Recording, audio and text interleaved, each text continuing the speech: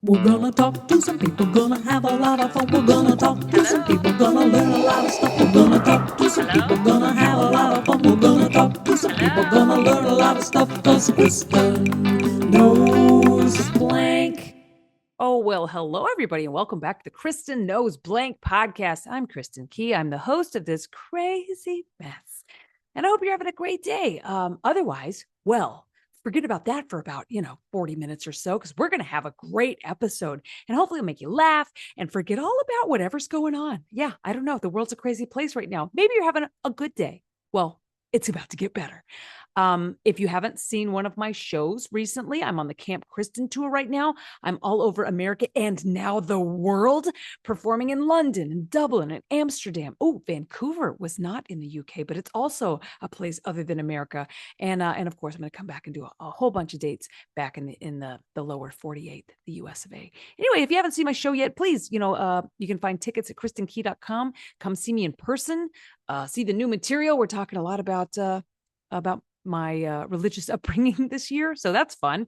And also I'm getting to work with a lot of amazing comedians on the road. Last week, we heard from my opener in Austin, Roxy. She was fantastic. Got to do an in-person interview with her. One of my absolute favorite people to bump into down the road is a comedian that I met in Michigan last year outside of Royal Oak. And her name is Nicole Melnyk. And when I met her, I got so excited I didn't know people like her existed. What an interesting human being that I feel like a dog that met another dog. My tail wagged every time she walks in the room. I love her personality. She's fun to hang out with, and she always makes me laugh. So for that reason, and I don't need to justify myself, but anyway, for that reason, I'd love to have her on the podcast, and I'm going to have her on more and more often because I really enjoy her being around. Today, I realized I didn't know as much about her as I would like to. So I have her on today to just kind of tell her origin story. And I'm not going to overhype it or spoil it. You're just going to have to hear it. By the way, there was a lot from this episode that I did not get a chance to put on this podcast. It is available only on the Patreon. If you're not a member of the Patreon, it is patreon.com/Kristin Key Comedy. We call it the Lesbian Army. So join the Lesbian Army. You get exclusive merch at some tiers. Some tiers you just get access to all this incredible extra bonus footage. But me and Nicole went on a couple of tangents and we talked about some stuff. And anyway, watch all that only on Patreon. But for the rest of you, oh boy, did we have a good time having an interview, playing 5 quick questions, and doing a Rad Libs. So without further ado, hey, computer lady, will you play that interview with Nicole Melnyk? Playing interview with Nicole Melnyk. Good to see you. I assume all the people paid to see specifically me. They were like sifting through all your content.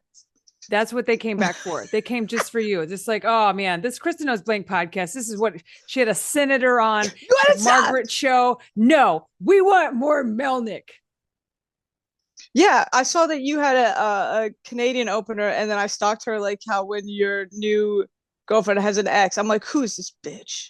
Which opener was it? I don't. It starts with a C or something. I don't know. You were in Vancouver, I think. Yeah, Vancouver.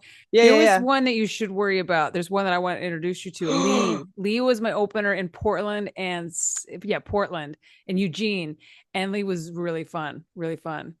Yeah, I told her like my emotional support human. Oh my gosh, I love that calming energy. She's like if you had a doppelganger, but your opposite. if we meet, the universe explodes for some reason. Yeah.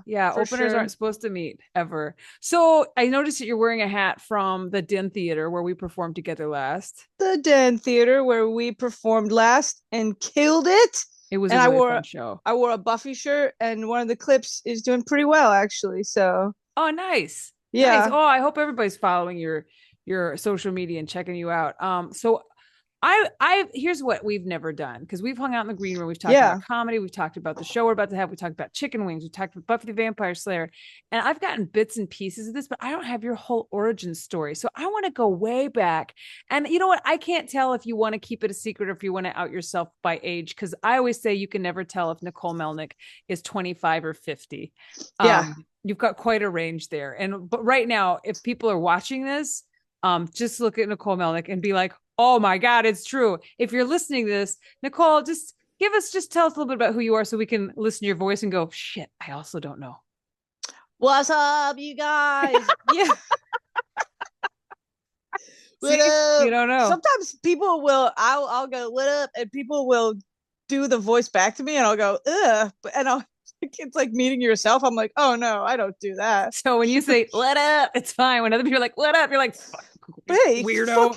What are you doing? Yeah. No, that's funny. Today I said that I was in high school 45 years ago and it got a big laugh. But then we all like took a beat to be like, it's pretty funny. But no, I wasn't. I just, because I was like, yeah, no, wait, what? Aging down is fun. I like being like, I'm just a kid. I just got like, you guys can I get a kid discount? But then when I need respect, I'm like, I am 144 years old. You're gonna show some goddamn respect. And I believe you no matter what you say. When you're like, oh, hang on, I gotta go get a Twinkie out of my backpack. Be like, oh, because she's 15. And she's like, oh, I gotta get my double ARP card because I need a discount at the movies. You're like, oh yeah, she's 70. I broke my hip going down some stairs earlier. I believe both. Yeah.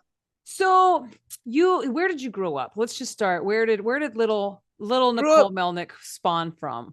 Beautiful Grand Rapids, Michigan, dude. That's where I made. I was born in Louisiana, but I don't have any memory of it. That explains so much. I left nothing. I brought nothing from Louisiana except for this cute little Southern accent. That and some swamp energy. You got some swamp energy, dude.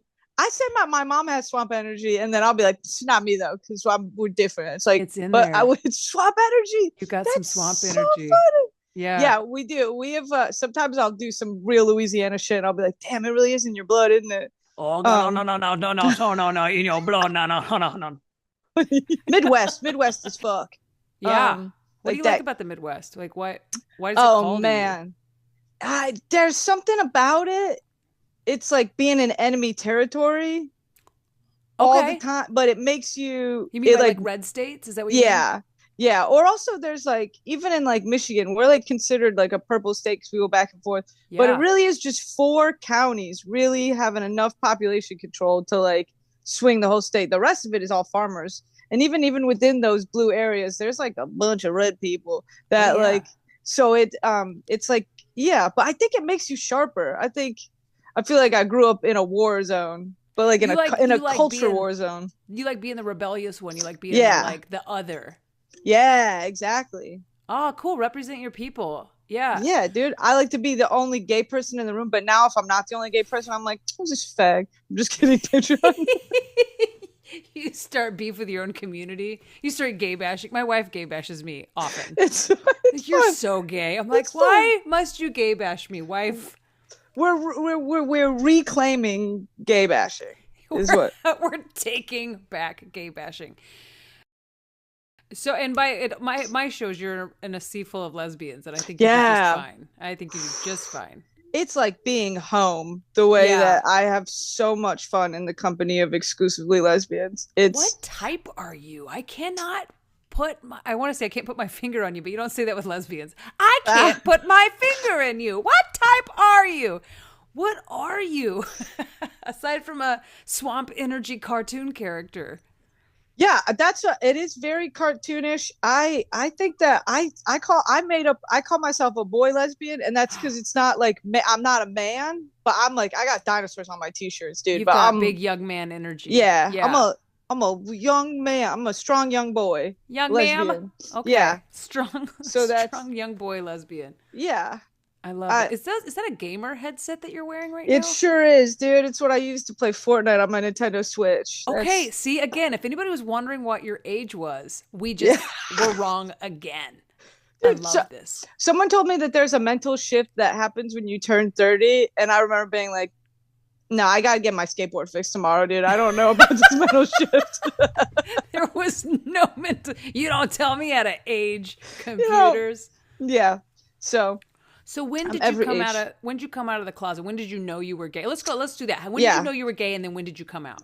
Oh man, I knew I was gay pretty young. I just being in that conservative, that's what I mean about that mindset of being in enemy territory. Just like growing up in an area where I think one time I saw one dude be like, I don't like gay people that much. And I went, oh, okay. So that's the vibe. And then just stuck to myself until college. And then once college hit, once a girl went, hey, you'll get more puss if you're out. I went, I'm going to be so out. I'm going to be so out.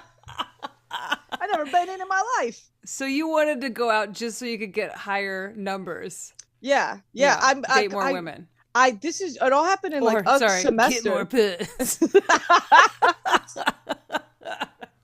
I'm trying to put it like an ant. So you just wanted more lady callers is what you wanted. I just wanted some more. Yeah, no, I was in a class. I was in a comparative religious class. A dude asked me out. I went out with him. Competitive religious or comparative? No, comparative. Okay, I'm like, competitive religion? I could fucking win that class. If we're in a competitive religious class, I will beat the shit out of you. I also maybe wasn't paying attention too good in class. It could have been competitive religions. Wasn't much of a student. Yeah, why were you in comparative religion? For the puss? For the Perfect. Wait, did you date? I'm just going to keep interrupting you and asking different questions. Yeah, I feel like ahead. anyone listening would do the same. Just back me up. Absolutely. In high school, did you have boyfriends? I had one boyfriend, and I think he was secretly gay also. Okay, so you guys were just hiding behind each other. He never complained. I would like make up rumors that we were hooking up just to like, because I like attention. And he would be like, wait, so you're like the male role in this, like, oh yeah, I totally got to fourth base with that guy. They would, sure. Yes. I'd go, he never holds the door open for me. They'd be like, oh, why don't you? And I'm like, I'm going to hold the door open for him. I don't know. We're both lesbians, I think. It was like a weird. Lesbians and guys gay. We don't know what we're supposed to be doing. We have no idea what's going on. No idea what role. Did you guys? I mean, this is personal. Did you do stuff? Did you get places? Never. Did you even never make out and stuff? One time, I left the prom early because they were airing the season finale of South of Nowhere, which I knew two girls kissed in, so that was way more important to me. That's really gay. I was like, Jason, we have to wrap this up. You just take the limo home, buddy. Yeah. Take a boy with you. Grab a guy. Kevin's gonna go with you. You'll be fine. You'll be fine. So did you know you were gay then, or like have the suspicion, or were you just like, I don't want anything. I'm just like gonna watch my TV and like. I knew that the first crush I had on was with a girl. So I never even had to be confused. I think it's like I said I was bisexual because you like to feel the room out. You go, I'm bi, and if they go, ew, you go, all right, then I'm definitely not gay. Right, I'm just a little bi. And it's not even anything I think about. It's everybody's a little gay.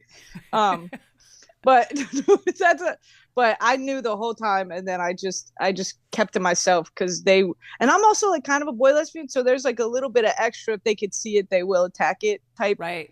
So maybe if I was like more femme, I would have blended in better. But I also had blue short hair, so maybe that was. It's real hard, yeah. When you're just like, because I always had short hair and this energy, and probably more butch back then anyway. But it's real hard to be like, yeah, I'm totally a straight lady. Yeah, come here, come on, Mark, let's make out. Like it's obvious to everyone but me. Hey, let me see your man boobs. Yeah. Oh, I did try to feel up a guy I was doing stuff with because I didn't understand. I will say, like, about your story, like, a lot of people's, like, you found out it's, like, not the friendliest place to be gay. And so you did what you had to do. And then you came out in college, which, good on you, because I'm still a big proponent for do whatever you have to do to survive and then thrive. Yeah. But step one is, like, make it through. So if you have to, like, whatever, if you have to play the game. That's a gay boomer take is, like, don't come out till you're safe. Because I feel like the young gay kids are like, you come out. Boomer. Don't say me boomer. I'm saying gay boomer. I'm saying it's like gay boomer. You're like, kids, because I'll be like, kids today can just date in high school. That's gay. Like, it makes me, like, I get mad. I'm like, oh, I'm the gay boomer about it. I'm like, you guys didn't even have to struggle. That's true. Yeah. If you came out, if you can, because what, marriage equality, like, there are gays that were born in a world where gay marriage was always legal. And I'm always like, hey, fuck you. Hey, fuck you, kids. But I want to be happy for them. But the gay boomer in me is like, all right, well, they're going to take your rights away again. So get used to that. Like, I'm talking about that. I'm talking about the young gays and how I feel sorry for them because they've only known a life of freedom. And just now they're like, wait a minute. Since when do people not like gays? You're like, oh, Ainsley. Oh, sweetie. Ainsley. Get your... Oh, yeah. You might need to get one Braxton. Of those support dogs now. Yeah. Okay, so you went to college, and now you can be yourself, and now you're just knee deep in puss. Did it. Nailed it. That's all I wanted. Okay. I was but a humble creature. I feel like the same thing kind of happened in comedy, where I just have one goal, and then once I do that goal, I'm like, fuck, what do I do now? Like, coming out, I was like, I just want to come out in college. I want to be safe. I want to have a friend. I was like, I'm going to tell one gay person. And I told one gay person. And then that sits the wildfire. But then I was like, all right, well, what's our next goal? I go, I really just had the one goal. Well, it's like that song, Is That All There Is? Is that all there is to coming out? Is that all there is to being gay? And so then what's next? What's next for you? And so where did you find comedy along the way? When did you decide I'm going to stand up in front of these people for the very first time and just like be naked on stage? Dude, I waited till I was 28 when I started stand up. I wanted to be. It's so I was confusing because half the audience right now thinks you're 18. So yeah. Dude, imagine how I feel. I have no idea. Are you sore? Are you young? Did you just start your period? Are you in perimenopause? We don't know. It's so fun. I really, I have a particular loathsome for a 28-year-olds. They're like, my knees hurt. I'm like, my knees have hurt for 6 years. Shut up. You're like, my knees have hurt since the 60s. Who is she? What quantum leap lesbian is this? I'm a time traveler, dude. Oh my God, I'm actually, sure. I'm actually from the 40s. I just got here. I had to reacclimate. That's why I talk funny. And you're so good at the clarinet.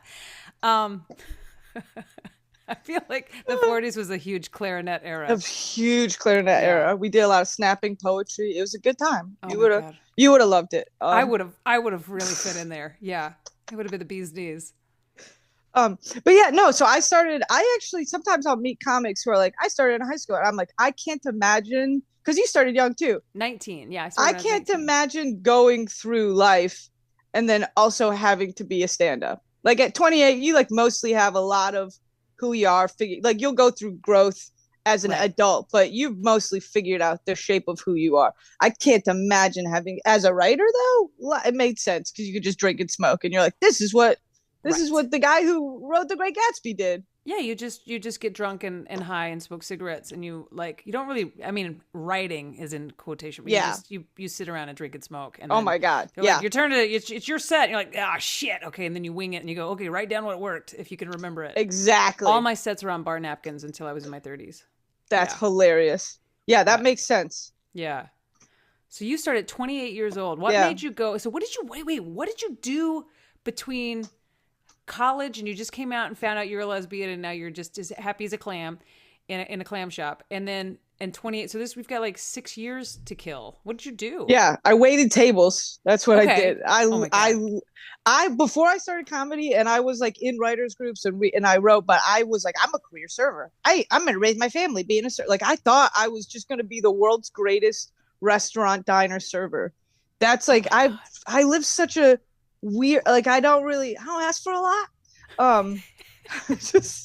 They'd be like, you're a great server. I'd be like, aren't I, dude? What a good life. Good for you though. And there's no shame in being an amazing server. And then I discovered comedy, and now I'm like, I gotta go to work again. Stupid. Now I'd be much more money in the restaurant industry than in comedy. I'd be funny on the clock. I'm like, I only make $3.12 an hour. It's like, so you're just not funny anymore at work? Yeah. I don't be people will be like, that's actually, it's funny you say that. Somebody was like, at my work, the cook was like, can I show you something crazy? And I was like, yeah, what's up? And she showed me her sharing my clip with her friends before we even knew each other. So I'm like, she was like, you had a joke about Michigan. I'm like, I'm from it. Like, people are really loving the Michigan joke. It's crazy. Amazing. But also, when we're off Patreon, there's like a famous lesbian actress that comes to my work that is like out of Hollywood.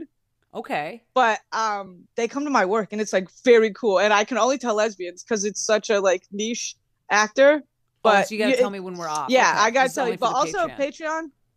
Okay, at the end of this episode, we're going to talk about it, but I'm only going to post it on Patreon with that other bonus content that we recorded at the beginning of the episode. Yeah. Okay. Yeah, okay. Oh, wow. It. Okay. Tease the Patreon. It's Kristin Key Comedy Patreon. We call it the Lesbian Army. So if you join it, you can see all the bonus that we're teasing right now. Because now I'm dying to know. We're teasing. You're going to love it. It literally was the coolest thing that ever happened to me. And I'm lesbian open celebrities. For you. Shit. Was it Jenny from the L Word? Nope. Dude, don't tell me. Yeah, I know. It's so close. It's in that realm. Okay.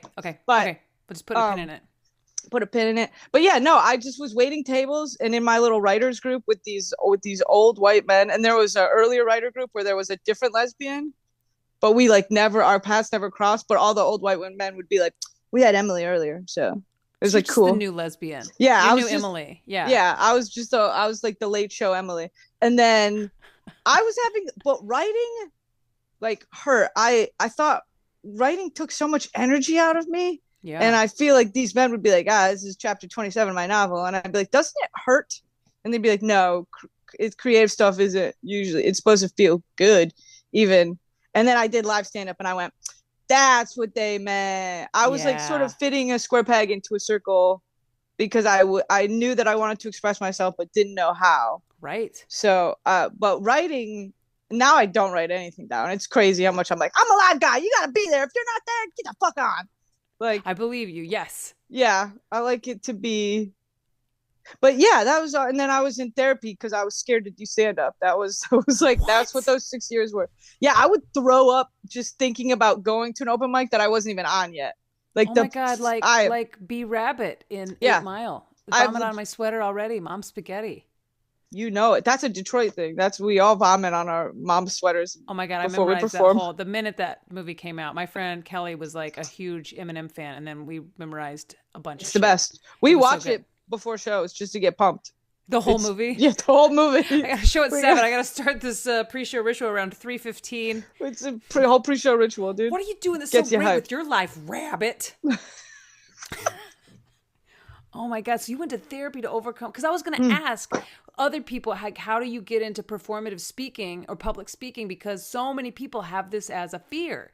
It's a fear. Yeah, I forgot to ask. Last week's guest was the Michigan Senator. The senator. Yeah, the senator. I know. And like, I've known her since she was in her 20s, but I never got a chance to ask her why is she so good at campaign speeches and senatoring. Yes, but why is she such a good public speaker? Because it's not something that everybody's born with. And so how did you learn how to overcome your fear and speak publicly? Oh man, a lot of cognitive behavioral therapy specifically. I really thought you were just going to say drugs. Okay. You always surprise me of going like taking a left and I'm like, she's going to say drugs. Cognitive behavioral therapy. You've got fucking layers, dude. I'm an enigma, dude. Yeah. No, I did.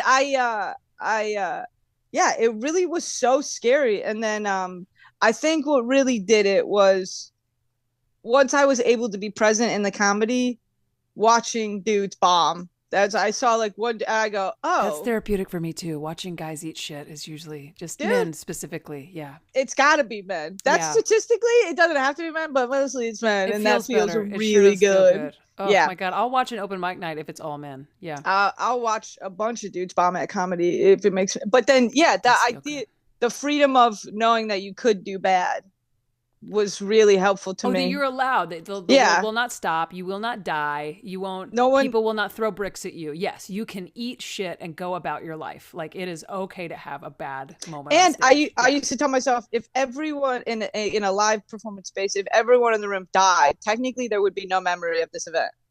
If I did bad, I thought like that would bring me comfort. That is a more dangerous thought. It's like if I'm bombing, kill them all. Right. Well, now when I do good, I'm like, man, if everyone in that room died, no one would even know how good I did. So now it's like, it's the same thought, but terrifying. Good or bad, it doesn't matter is what you're saying. Yeah. Good or bad. And statistically, everybody in that room at some point will die. We're all dust. Yes. So this show never happened in the grand scheme of life. Made me feel so much better about comedy. Oh, that's so true. That's a great point. Yeah. But now I have to commit to this, like, oh, we're not even real, man, bit. And it's like exhausting. I'm just kidding. This is just who I am. It is true. Yeah. So what do you do like now that you've been in it for a minute? You've been doing stand up for a while now. Yeah. Like how has it evolved, like your view on the world, your view of yourself, your identity? Like what is it like to go from not being a comic to being a comedian? Oh man, it makes so much sense to me now, the world, because now when I do something silly, there's almost like an imaginary hype man that's like, she's a comic. And then people go, oh. It explains everything. If they know that I'm in between, I'm in life when I am not on stage, I am in between being on stage, babes. I'm working. Like I'm a comic. It makes sense. It is an identity. I think it's like a way, I've explained away neurodivergence for years by just saying, oh, I'm a comic. It's just like what we do. Like I think I've mentioned this once on this show. I cried once in therapy ever in 8.5 years until recently. And the one time I cried was when she asked me, would you consider changing careers? And that was it. I'm like, it's like I don't know what having children feels like, but I'm assuming it's like saying, would you just like throw that away? Yeah. Like, I can't. Comedy doesn't ever get poop on my hands though. And so that's why I like comedy a little bit more than a baby. Yeah. That's good. I'm the one who shits my pants if comedy God. is comedy and a baby is a baby. A baby is a baby, comedy is comedy, but it gives you a reason to explain away like who I get to be. I get to be myself freely and unabashedly because I'm a comedian. It's yeah. It's a little bit like being gay. You realize that you fit, like, instead of you're like, oh, I'm gay. And then people are like, yeah, you're gay. Like when it's not, when the closet is glass, when people can see that you're gay before you're out. That's a little bit what being a comic was. I go, I'm a comic. And they go, surely this whole time. I go, no, just recently. Just recently. Yeah. I love what you said. You're always a comic. You're just, when you're not on stage, it's the time between when you're on stage and when you're on stage. Yeah. That's what it feels like. Yeah. Yeah. Yeah. Ooh. So what's next? Like I know we're going to do some dates together on the road, but like, because not everybody's like this. Some people are like, what's your 5-year plan? I don't have one of those. I'm more of a 1 day at a time person because when I quit drinking, it's like, let's take things in very small intervals so we can survive life on some sort of like livable basis. But like, how do you think of things? Do you have long-term, short-term goals? Or are you just like in the moment? How do you view the world and like I do very short, achievable goals. Because I don't like being disappointed, and also that's not like a mindset I want to get into. Yeah. So I have meager goals, and I'm humble about achieving them, and then I just enjoy that feeling. And then when I'm happy, it's easier to make other people happy. So I try to put that in the world, and then I just have a couple goals. And then, but the cool thing about, I wasn't a fan of comedy before I got into it. So I'm really bad at having comedy goals. People be like, I want to perform at the Masonic Temple. And I'm like, I already did that. So it's kind of a stupid goal for you to have. This is a job. You don't have to be a fan of it to do it. I mean, so cool. Yeah. I'm more like serious, like procedural police dramas and like murder podcasts, and I'll watch a little bit of stand up like when it's like someone like Wanda Sykes. I'll always watch her, like if she puts out a special, and I will laugh at it, but I'll also like note like how does she write, how does she come, where's her twist gonna be, like how much does she use performative nature, how much does she use the tone of her voice. But you study it instead of being like a fan of it. Yeah, that's what when I watch stand up, it feels mostly like I'm doing homework. Because it's just hard to turn off and have fun when these guys are sort of our peers. But when I support my friends, I loved it. I used to have a joke really, really early on that I just quit doing. I think it's a really good joke, but I say I don't watch stand-up comedy for the same reason I don't watch pornography. It's because I don't want to watch other people live my dream. But then I go, there's one exception, and it's when it's people I know. And that's like porn answer. That's like, both times. That's better. Both times. I just like to support my friends doing what they're super into. I love them. Can I ask you? Okay, you mentioned that like to get on stage, you need to be in a good mood. Yeah. To like bring people joy and to get other people in a good mood. How do you, like, on a night where I don't know, you're dragging that day, how do you get up for the game? Because I feel the same way. My job is to come and bring joy to a room full of people. What do you do to find that, like, no matter what? I've heard someone say, if you are people who want to get good at something, they practice so hard that they get it right. And to get great at something, you practice so hard you never get it wrong. Ooh. I love that. That's bars. So how do you pull out of your back pocket a good performance, even when like something bad happened that day? Yours sounds so poetic and fun. I just call it acting.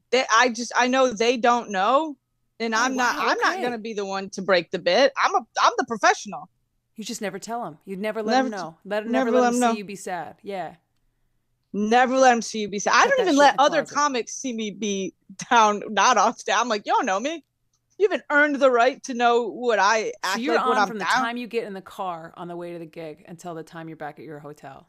I think I'm on the second I wake up a little bit, Kristin. I don't know what's going on, dude. I didn't have a bed until like 4 weeks ago, dude. You're killing it, man. You're in your bar. Yeah, your bar just keeps getting a little higher.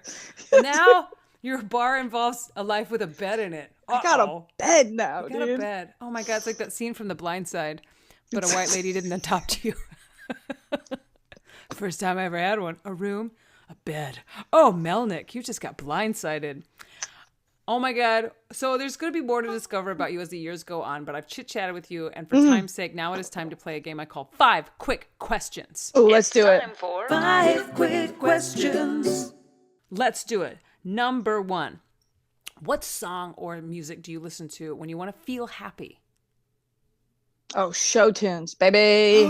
Yeah, show tunes. Oh my God, these are supposed to go so fast, but now I want to ask you 10 questions about Oh my God. What's your favorite? What's your favorite Oh musical? my gosh. Yeah, well, right now I like Wicked, but I really like alternating between the movie and the Idina Menzel and Kristen Chenoweth, because I don't like being like, I have a favorite. It's like, no, Wicked is the piece. We're just enjoying the interpretations of it. Okay.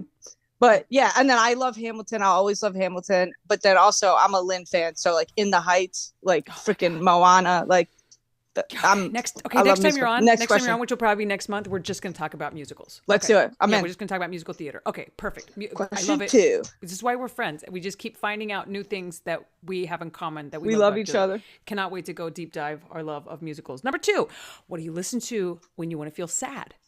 Oh, I like breakup songs when I'm sad. Yeah.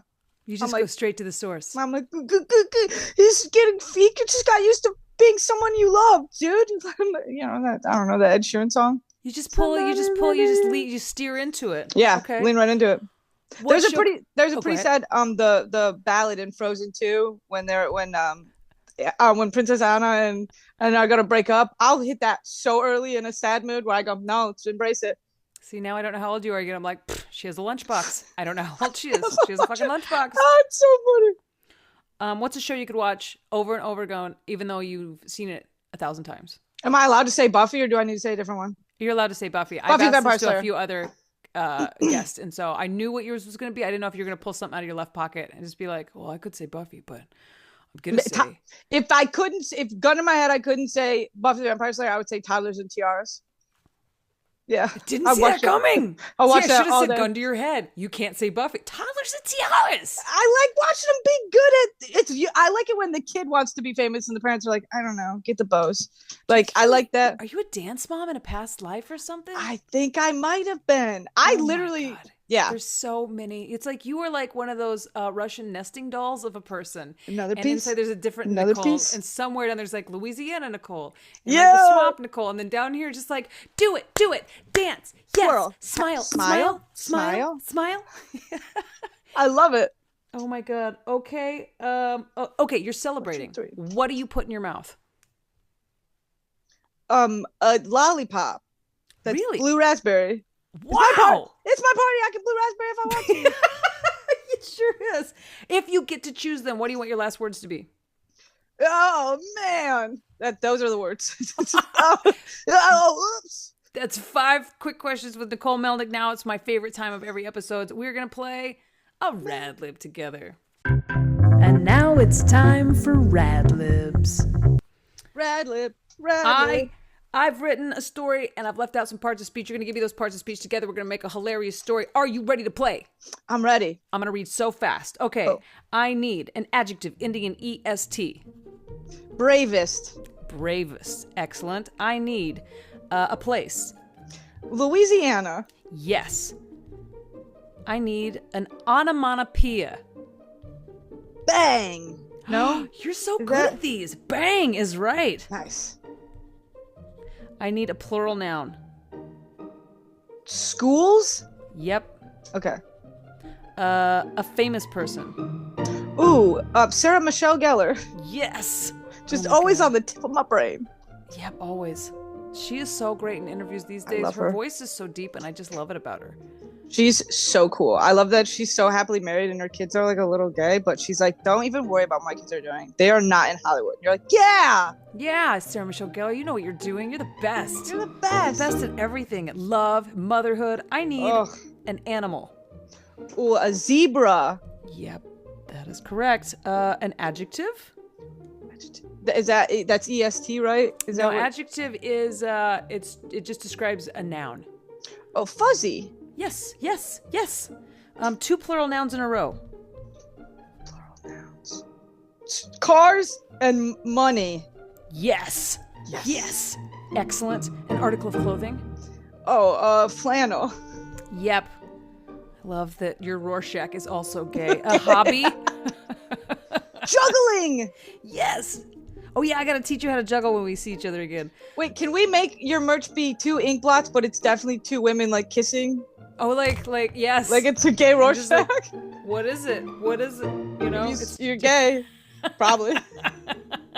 If you see anything other than 2 girls kissing, a bad habit. Oh, nail biting. Yes. Shout out all my nail biters. Yeah. Oh my God. All of them are like an exclamation. Whoa. Whoa. Excellent. An establishment. Oh, a diner. The diner. Waffle House, if you need a. No, a diner is perfect. A diner. How much I love Perfect. a diner. A noun. Person, place, the president. Is that right? Yep, that's right. Cool. You're correct. I need to say correct after each answer so you'll know. An award. A Peabody. A Peabody. That is incorrect. Peabody Award. Excellent. A hidden talent. Ooh. Stand-up comedy? Yes. That is correct. That fits really well. A food. Oh, ramen noodles. I could see this one too. A profession. Ooh, teacher. Yes. Heroes. A quote. No one can make you feel embarrassed without your consent. Oh, inferior, I mean. Eleanor Roosevelt. No one can make you feel inferior without your consent. We have a story, my friend.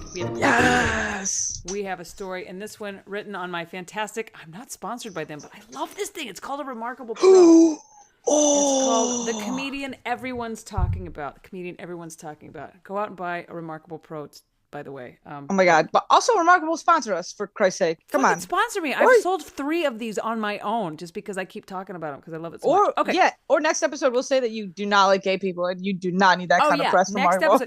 episode. Were we blackmailing Remarkable now? If you don't sponsor this lesbian comedian, you just canceled all your DEI initiatives and we are going to fucking target your ass. Like the store target, not like we're going to like come for you.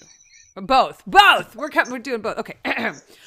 The comedian everyone's talking about. Ooh, Nicole Melnyk is one of the bravest comedians from Louisiana. All of this is spot on. I think we've just actually written your new bio. Nice. She leaves audiences banging with laughter on her unique views of schools and her spot-on impression of Sarah Michelle Gellar.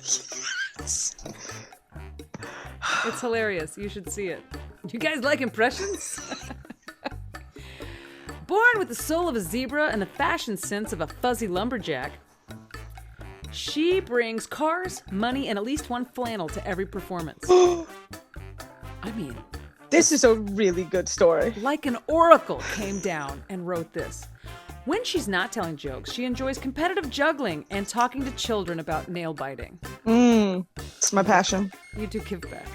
Her comedy has been described as, whoa!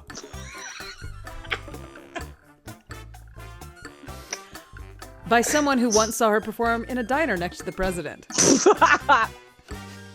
Nicole's long-term goals include winning a Peabody for her stand-up comedy, trying to write less jokes about ramen noodles, and becoming a full-time comedian so she can finally quit her job as a teacher. Don't miss Nicole Melnyk. Her show will leave you saying, no one can make you feel inferior without your consent. job, my friend. Yo, that was so good. You nailed How it. are you so good at making Mad Libs? That's your hidden talent. I've made hundreds of them. I mean, they write themselves when you have a good topic. Oh, that's you. That's you being humble, because I bet you your first Mad Lib it's like how your first joke was like kind of mid. I bet you, but when you're funny, you know, like you could see a little spark of who you'll later greatness be. I bet your first Mad Lib was still pretty tight. Like I wrote my first Mad Lib in like 2017 for a podcast I was doing called Songs in the Key of Funny. And it was like, and I tried to get them to be musical, but it was because I love Mad Libs. I used to always play them on Boat Trip. And so I wrote one because I was like, I want to write one for the guest. How hard would this be? And so it's hard not to instinctively, you want to control where the joke's going to be. And so you have to take your comedy out of the way and leave an opening for what could be. And also know that it may or may not be. So it's fun. Thank you for complimenting my Mad Lib writing. I love to do it. Oh, thank you. Yeah, no, you did amazing. That was awesome. Well, again, let's remind everyone where they can follow you. You're on Instagram at Fancy Mick Fancy Von Pants at Mick Fancy Von Pants. It's a lot. It's the new McDonald's. They've been telling me for 6 years that I gotta change it, and I refuse. Mick Fancy Von Pants. Mick Fancy Von Pants, guys. Thanks for follow watching. On Instagram, and you're also on all the other things. TikTok. All the other things. Yeah. TikTok, YouTube, Facebook. We don't know how old you are. You could be on Geriatrics Meetup. I'm on Zanga. Do you remember Zanga? It was the social media that predates. Okay, it's like it was a weird time. Snapchat. I am on Snapchat. I am young. You are? Okay. You got it. You got it all. For this bit, I am young. So everybody follow Nicole Melnyk, and thank you so much for coming on again. I love you guys. Interview complete. Calculating Nicole's age. 14, 85, 12, 106. What the what? Does not compute. Does not compute. Oh my God, yeah. If Computer Lady can't figure out Nicole Melnyk's age, none of us else have a chance. God, thank you so much for Nicole Melnyk for coming on again. If you're not already following her at McFancy Von Pants, just do. It's worth it. She's fun. Just keep your eye on her, because she's just going to keep getting better and better as time goes on. And she's so fun to hang out with. So big thanks, Nicole, for coming on. Thank you for taking in this podcast. However, whether you're listening or you're watching on the YouTube, either way, it's really great. If you enjoy the podcast, leave us a comment, or stop what you're doing and go subscribe. That way you can see all the new episodes and hear all the new episodes the minute that they drop, the very, very second. I'm going to keep making this podcast because it's so much fun for me to do that. And so whether I'm on the road or not, and even if there's a break from time to time, because there might be a break coming up because I'm going to be in the UK, and I really doubt that I'm going to be looking for Wi-Fi when I'm like looking at castles and stuff. So even if there's a break, don't worry. We will continue to make Kristin Knows Blank podcast episodes. And so until next time, bye. We're gonna talk to some people, gonna have a lot of fun. We're gonna talk to some people, gonna learn a lot of stuff. We're gonna talk to some people, gonna have a lot of fun. We're gonna talk to some people, gonna learn a lot of stuff. 'Cause Kristin knows blank.